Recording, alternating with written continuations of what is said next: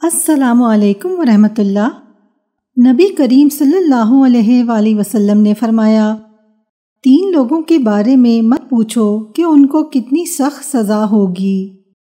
وہ شخص جو مسلمانوں کی جماعت سے الگ ہو جائے اور اپنے امیر کی نافرمانی کرے، وہ غلام جو اپنے مالک سے بھاگ جائے اور اس نافرمانی میں اسے موت آ جائے، اور وہ عورت جس کا خاوند اس کو ضروریات اور خرچہ دے کر کہیں چلا جائے اور وہ اس کے مال اور اپنی عفت کے ساتھ خیانت کرے۔